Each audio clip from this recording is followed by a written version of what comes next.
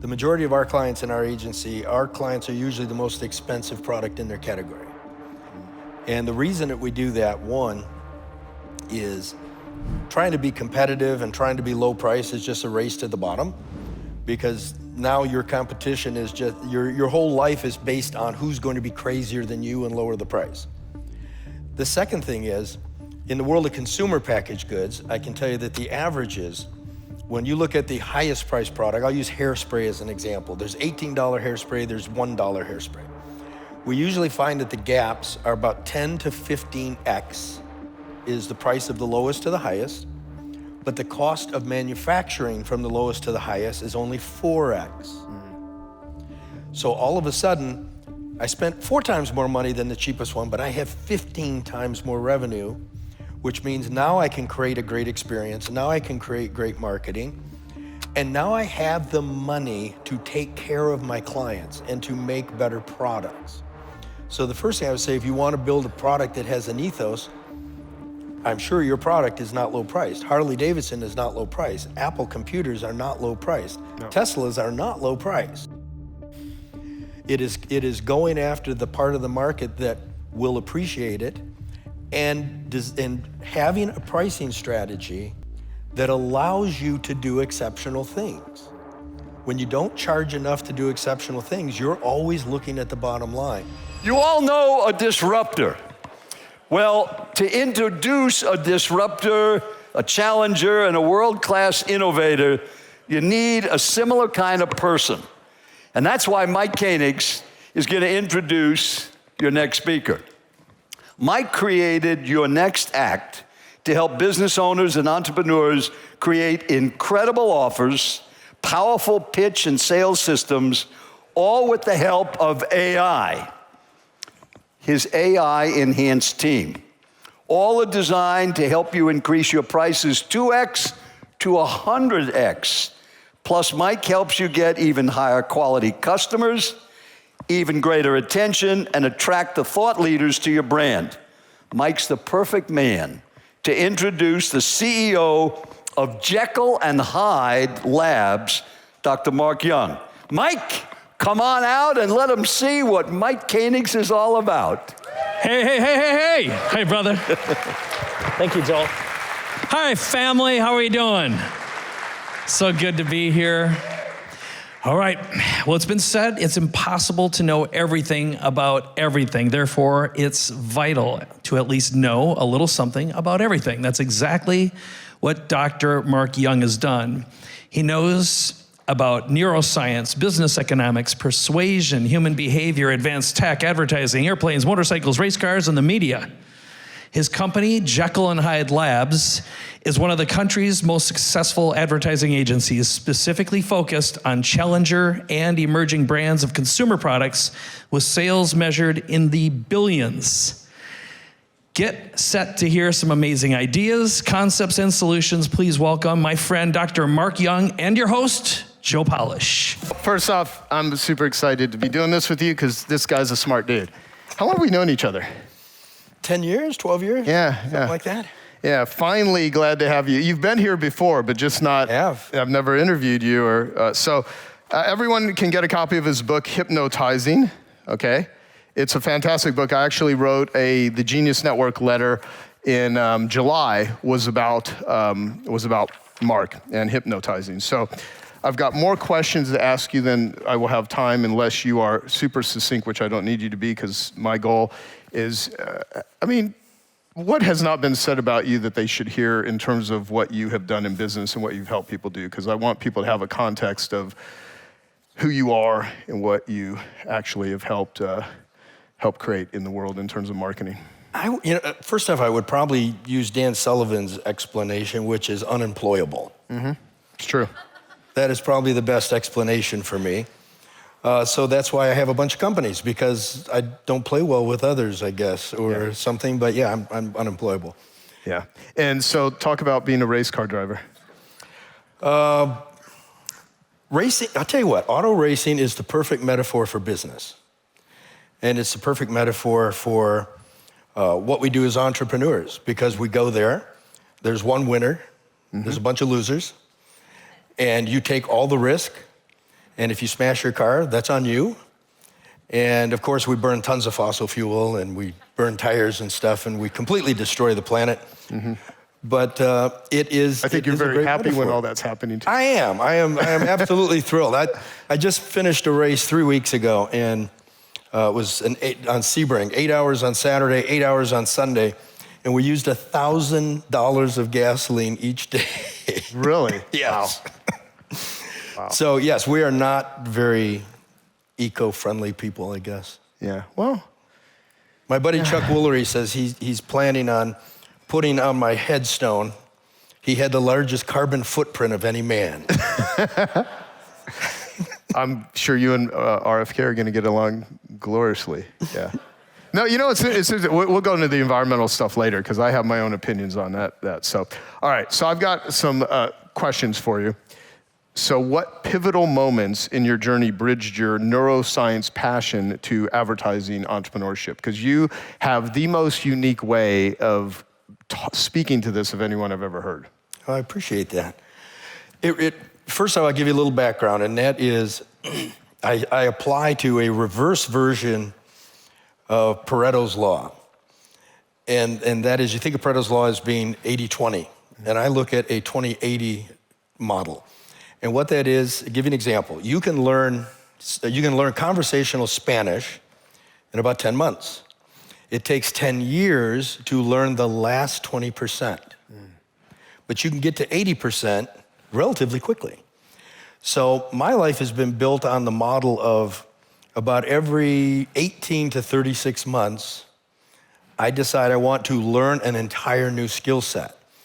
But I take it to the 80, because the 80 gets me to the point where I can have intelligent conversations, I know what I'm missing, and as Dan would say, now I can figure out, the who and the how. Right. Because I have enough knowledge to say, okay, I need this person over here now. So at one point I decided, my background was actually an engineer. And I decided, okay, I need to learn psychology.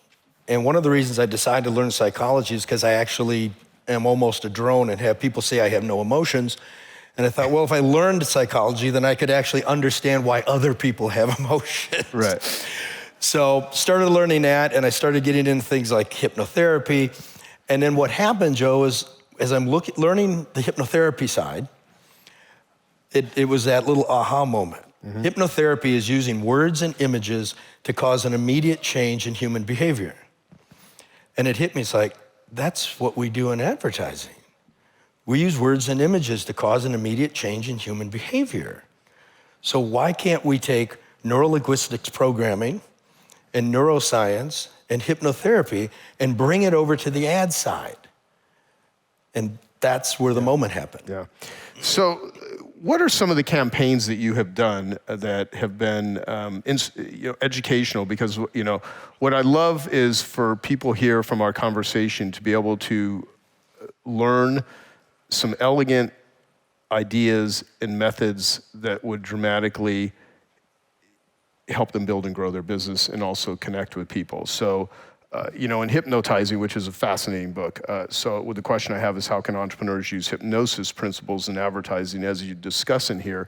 So you're very much a student of NLP and hypnosis, mm-hmm. and applying this in your communications.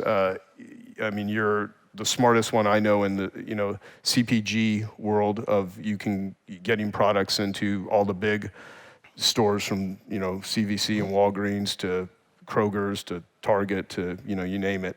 And so you've not only helped small businesses build and grow, but you've also done really mass products too. Oh, absolutely. Bob Evans is one of our clients. So if you've ever bought Bob Evans mashed potatoes or any of that stuff, that all comes from us. If anybody here watches Fox News, you will see me on Fox News 5-6 times a day, because I'm the guy on Fox News that is telling you a product for your dirty, waxy ears, which is amazing because of everything I've done in my life, the thing I get recognized for is dirty ears. Yeah, yeah. So I'll be in a restaurant and somebody will walk up, aren't you the guy with... My wife would go, yes, he has dirty ears, thank you. Hey, I hope you're enjoying this video, and I want to let you know that I have a new book that's come out, and if you'd like to get it absolutely free, there's a link below in the description, or you can wait till the end of this video, or you can simply go to joesfreebook.com and you can get a copy there. Well, so let's talk about, how do you actually get paid from your clients? Like, what is your model for helping people with their marketing and advertising? Because a lot of people here, they do that, but then there's people that would like to have someone like, a company like you that does that for them, and they have no idea how, who to go to, where to go, that sort of stuff. Some do, some don't. So there's a couple things we look at. One, typical advertising agencies are always selling people on the idea that they're brand builders. Mm-hmm. They're going to come in and we're going to be the champion of the brand, and we're going to define the brand, and we're going to design the brand. And my comment to that is absolute crap. Brands are built by amazing products and amazing companies with amazing service. All the branding in the world, all the advertising in the world will not keep a bad product or a bad service alive. It will for a little while, but it can't sustain it. So the way we approach advertising first is we approach it as we are Match.com. Our job is to get you a date. And our job is to get you as many first dates today as possible. It is your job to get a second date. It is your job to go steady. It's your job to get engaged, and it's your job to get that product to marry you. Now, can we help you craft the brand? Yes. Can we make what the brand looks like? Of course we can. Can we help you build your communications to accomplish that? Yes. You need to make a great product and have outstanding service with your product. We're just there to get you lunch. You know what's interesting? Like on that interview where I showed that clip of Elon, in the interview that he did, they asked him, he's like, I've never spent any money advertising Tesla. It's all been through word of mouth. It's been referrals because I built a really great product. And he says that's what you have to build, just a great product. Absolutely. Yeah. Think about Harley Davidson as a brand. Now, Harley Davidson does have commercials. They do have ads. But how many brands do you know of where people tattoo the logo on their arm? That's not done by an ad. That's done by an ethos. That's a relationship where Harley Davidson has become part of their life. I actually believe, and I actually own a Harley, I believe that Harley riders are the world's largest cosplay group. Interesting, interesting. And people that don't know what that means, you have to do a Google search, but yeah.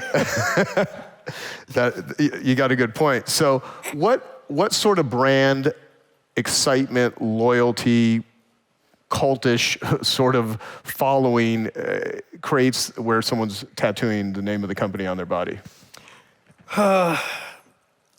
It's rare. That is a rare event when that happens. When you look at Apple, you'll see people that'll put an Apple logo on the back of their car. You never see anybody with a Microsoft logo on the back of their car. Yeah, mostly because Bill Gates is fucking evil. Well, I'll go with you on that, but I'm not arguing that point. But it's because Microsoft is there as a function. Apple has figured out how to be integrated into your life by creating an ecosystem and doing elegant design and making you so that you want to have an Apple computer. I mean, my God, a $1,900 Apple laptop can be replaced for $600 with a PC. And by the way, I have all Apple stuff. I fall for it too.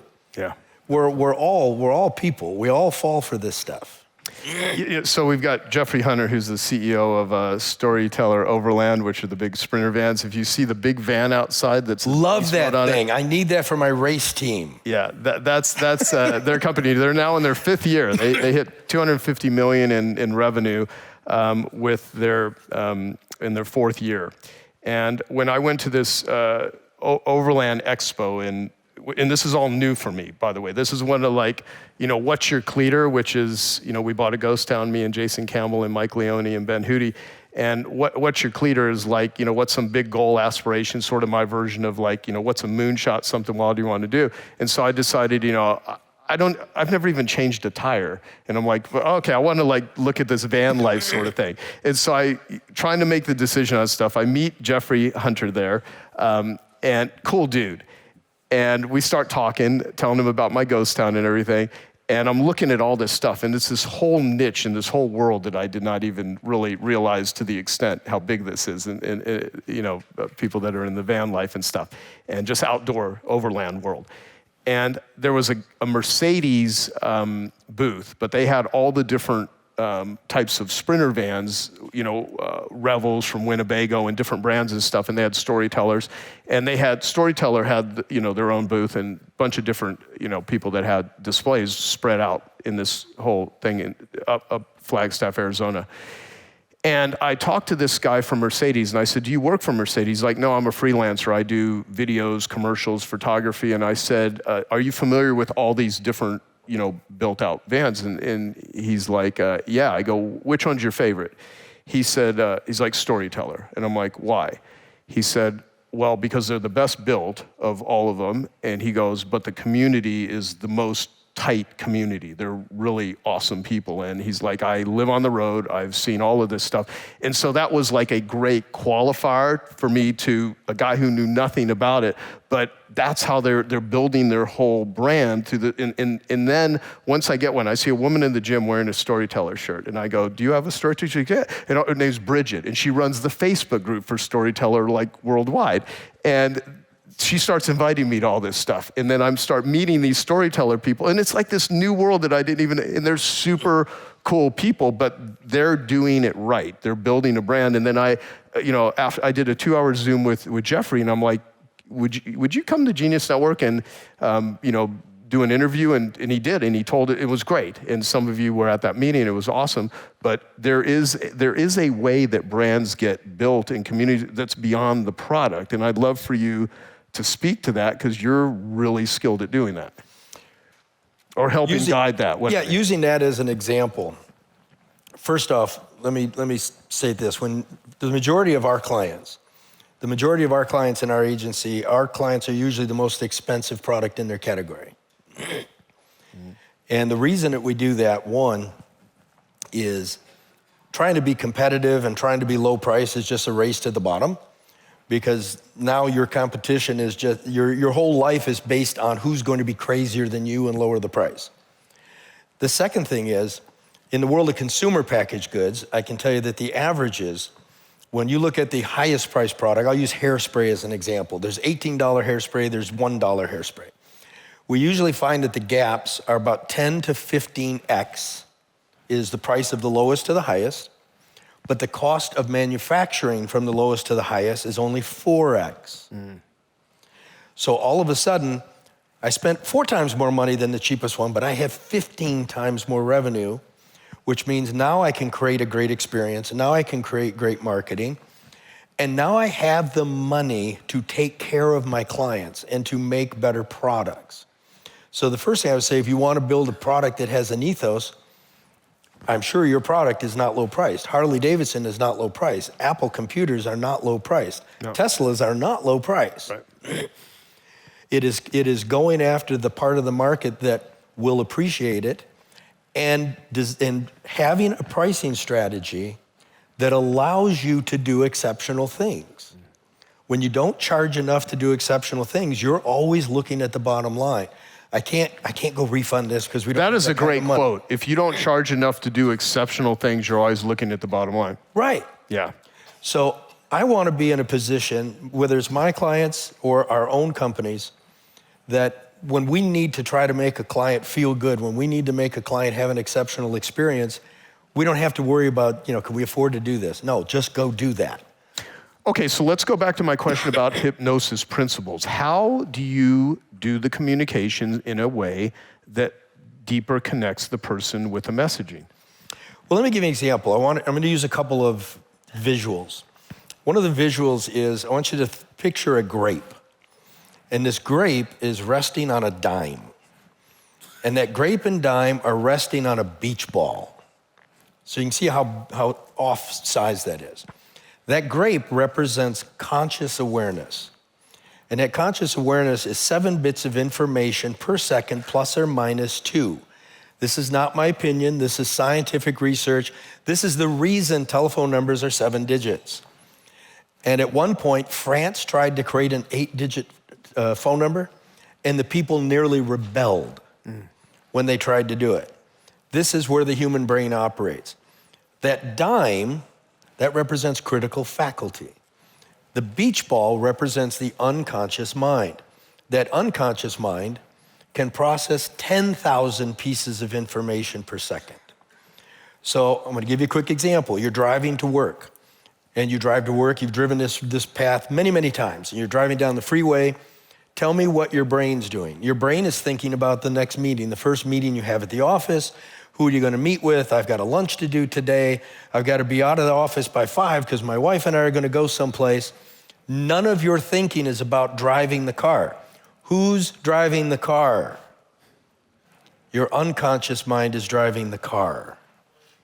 Now, all of a sudden, as you're going down that freeway, somebody comes flying in from an entrance ramp on the freeway and swerves into your lane.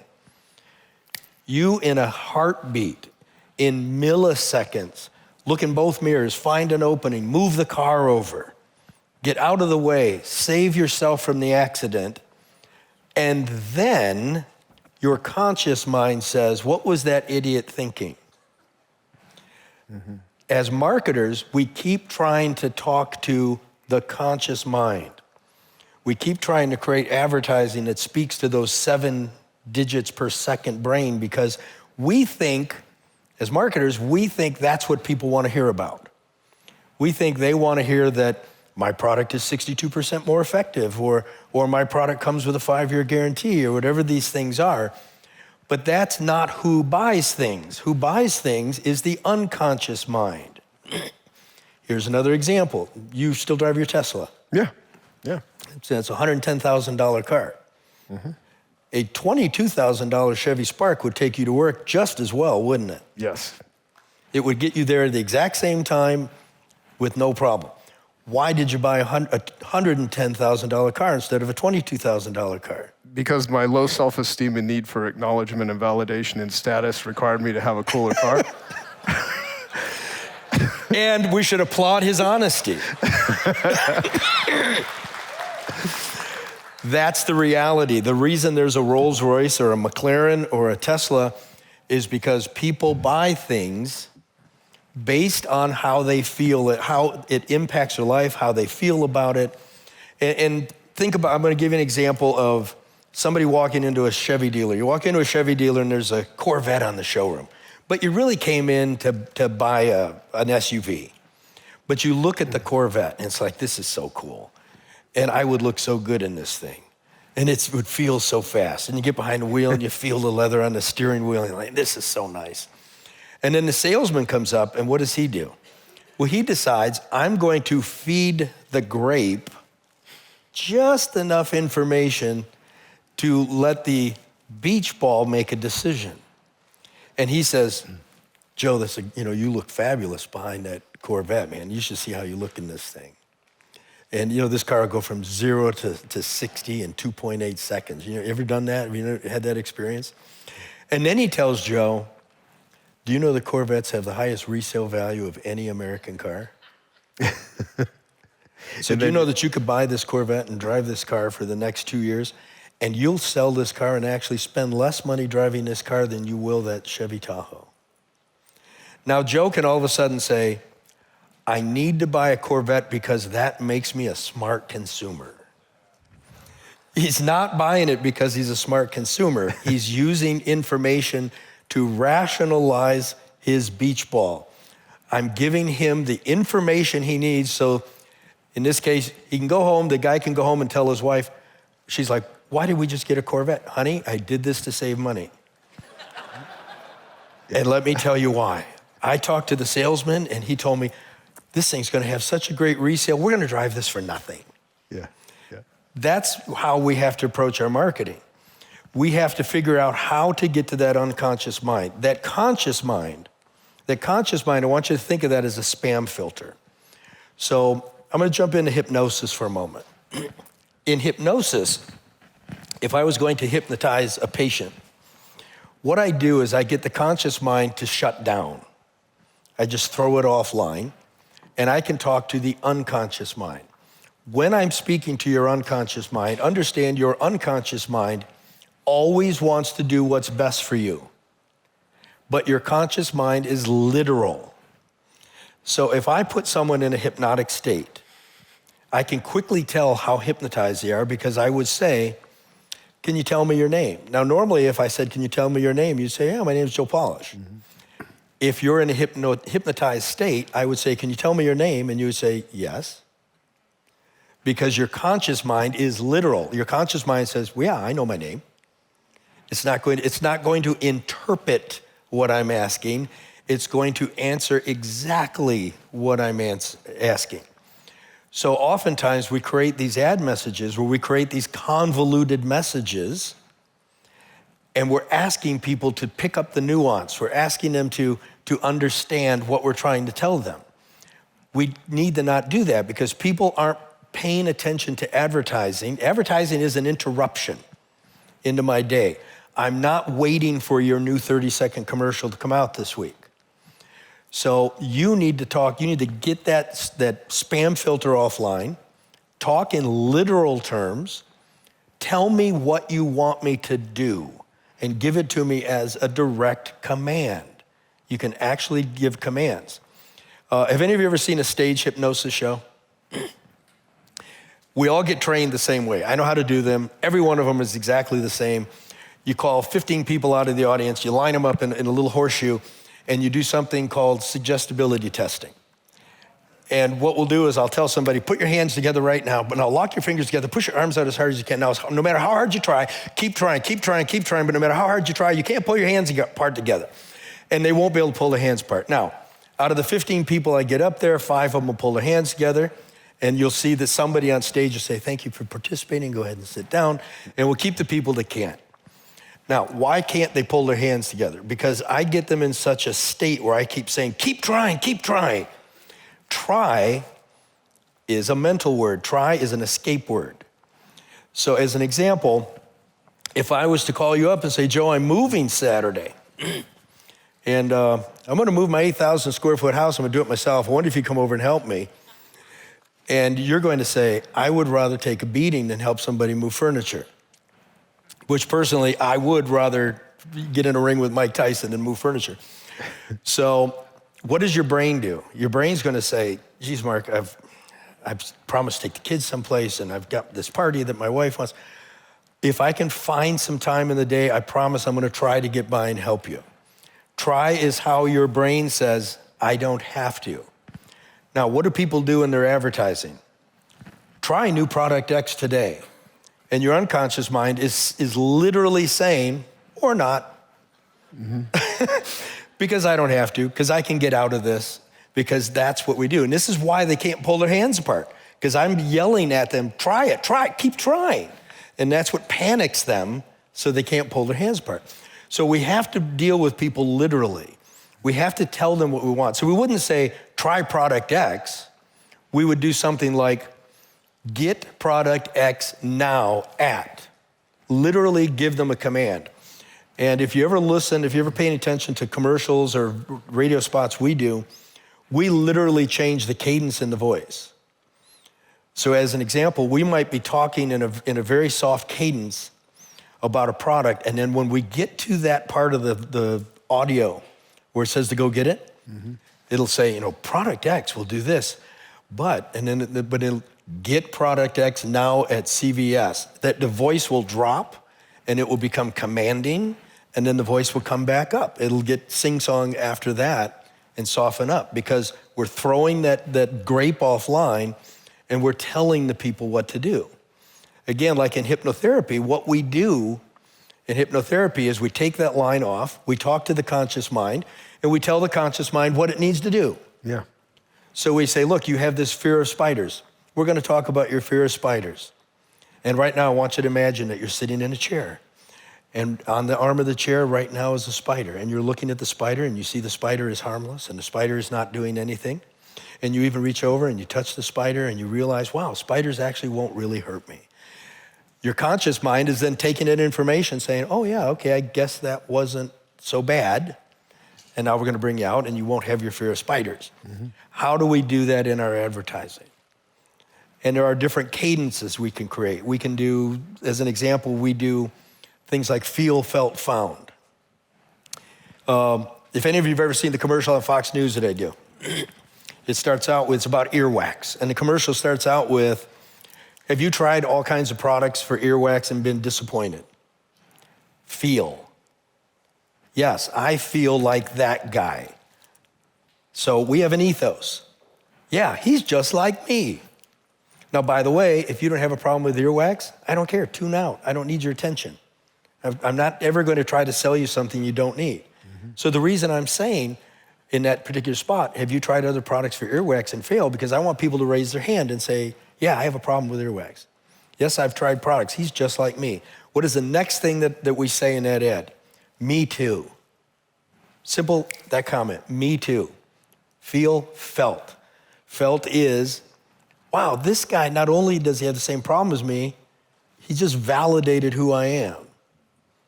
He just literally said, I'm right, because I thought it was only me that couldn't, that was having this problem. But yeah, he's got the same problem and nothing worked for him too. Feel, felt, found. Next comment is, until I found, in this particular case, Wax RX. So somebody who has a problem like me, who I have an ethos with, who just validated me, said, hey, I've got a solution for you. Okay, I kind of trust this guy. What's he got to tell me? Yep. That's great. Do you see the applicability? Okay, awesome.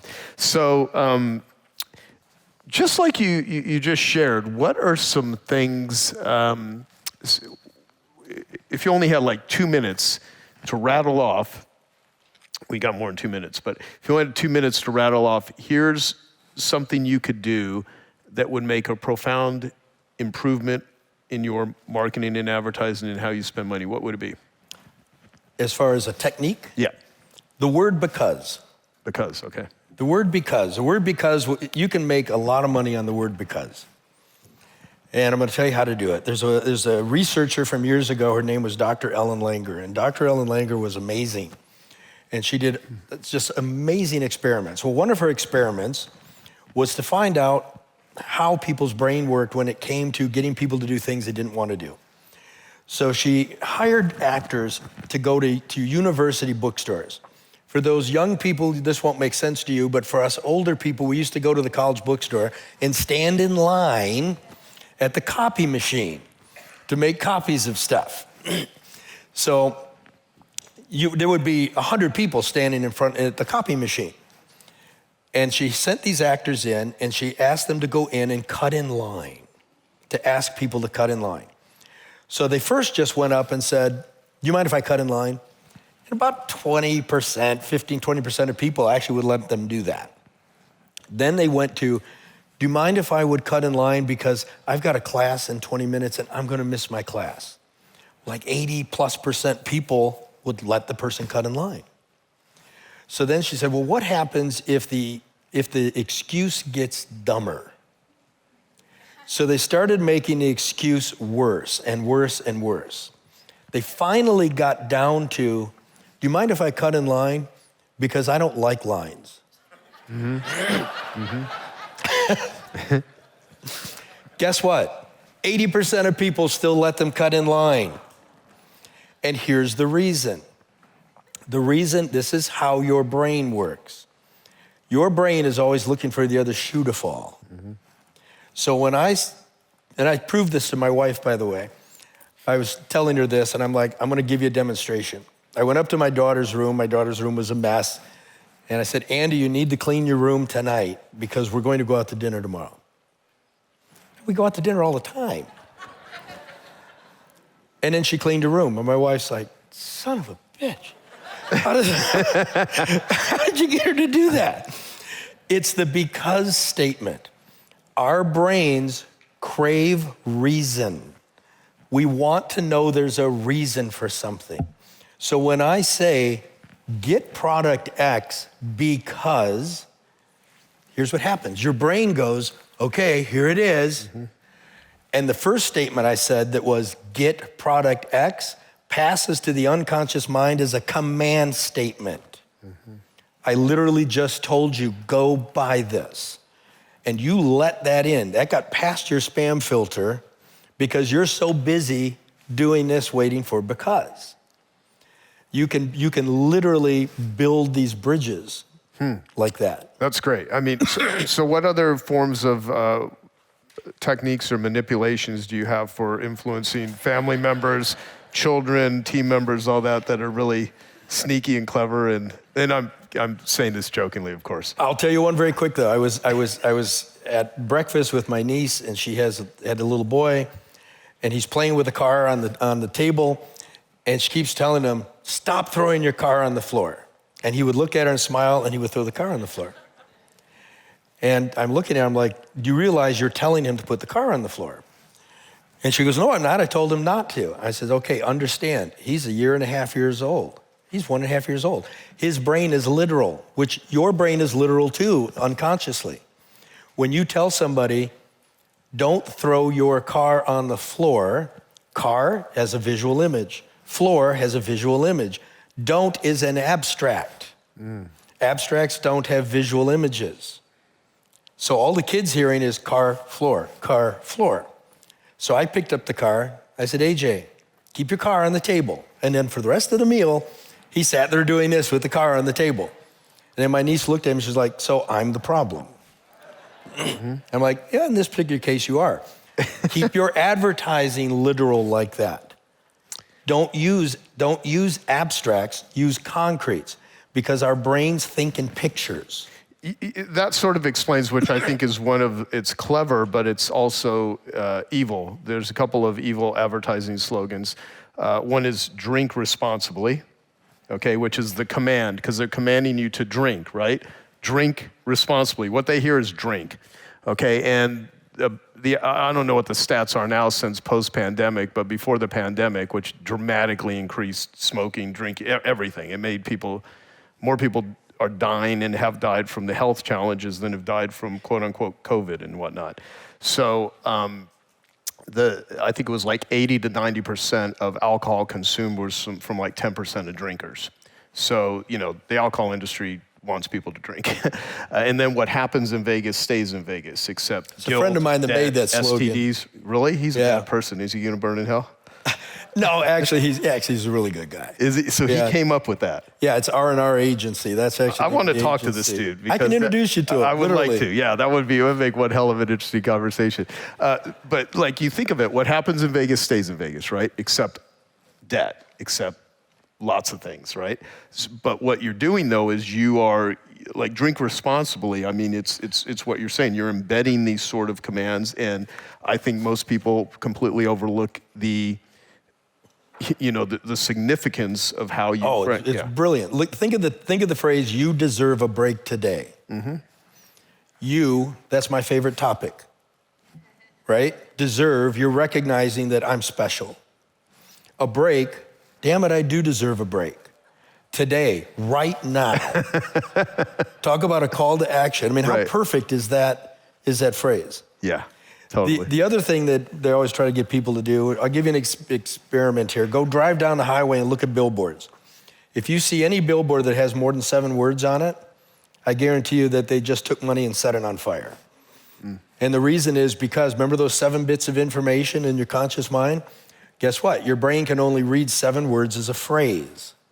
That's why headlines should always be under 7 words. Billboards need to be under 7 words. You deserve a break today. When you do that, if I say you deserve a break today and I put that on the wall, you don't need to read it. You take it as a phrase. Once I start you reading, I've broke that cadence. That's why you see these billboards that are complete waste of time. 7 words on a billboard, that's it. Okay. So what advice would you give your younger self at the start of your entrepreneurial journey? Oh, my goodness. What advice would I have given my younger self? You know what? I don't know if I'm going to answer this the way you expect me to answer it. And I'm going to credit this to Dan Sullivan.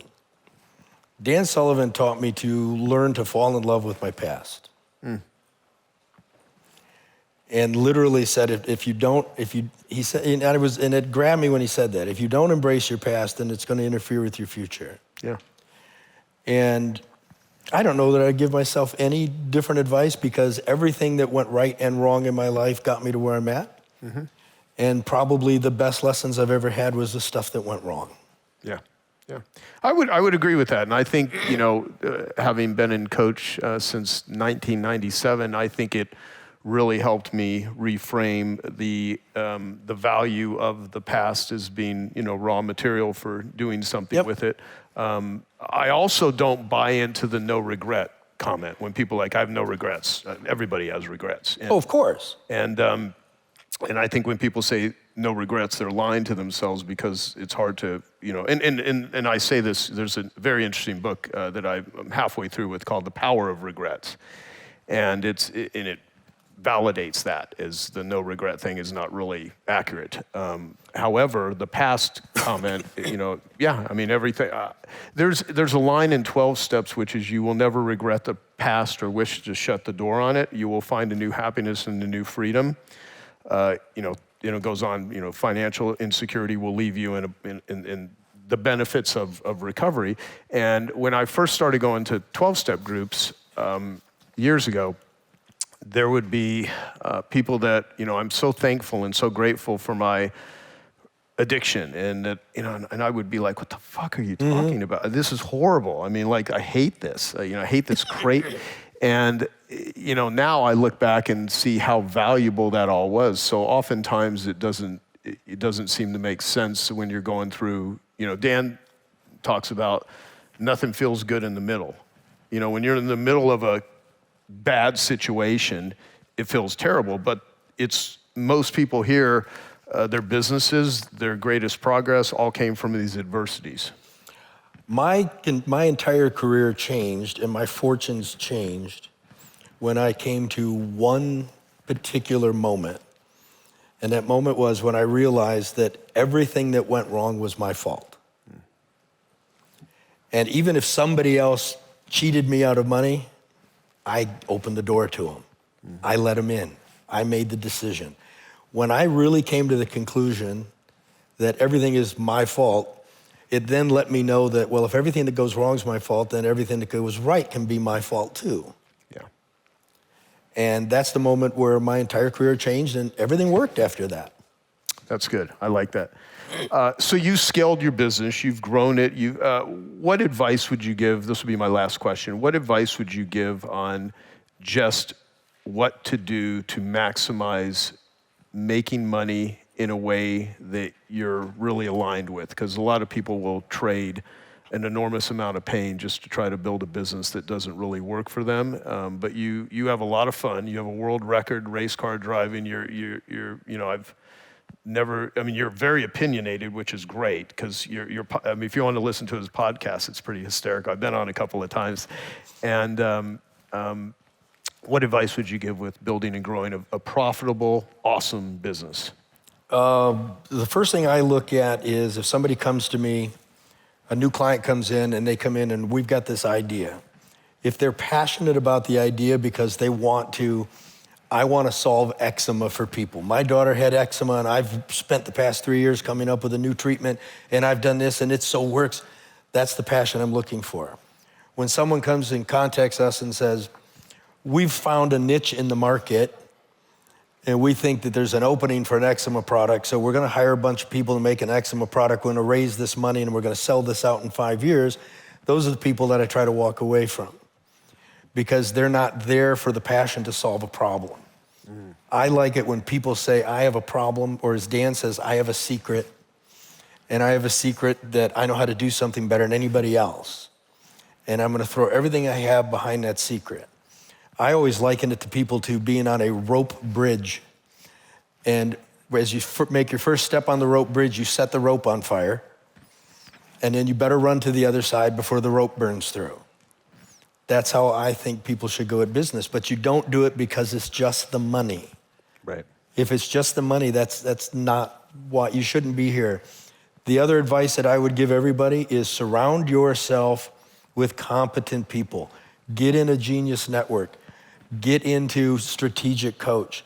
Surround yourself with people who have done things, who can guide you, who you can respect, that you can listen to.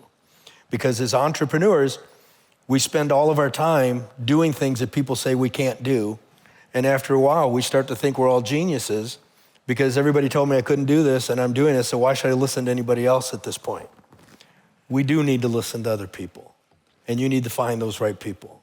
Awesome, love it. So Mark's book is called Hypnotizing. You can get a copy of it in the gifting suite. Their podcasts, anything else that you would recommend that they follow you or that you put out there that would be useful for everyone? Well, I would say don't follow my political podcast unless you happen to be very conservative.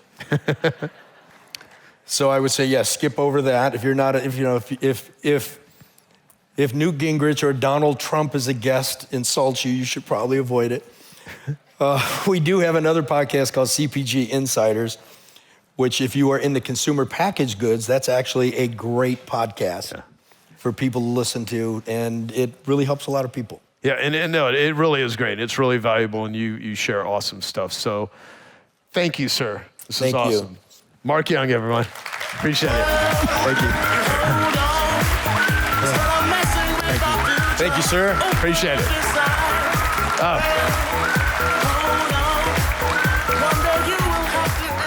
Thank you. Okay, I hope you found that video awesome and useful. So if you want to get a free copy of my book, I want you to click here. And if you want to watch some more videos that'll be useful and awesome, click here. Go ahead. They're over here. Do it now. Come on. Thank you. Watch them.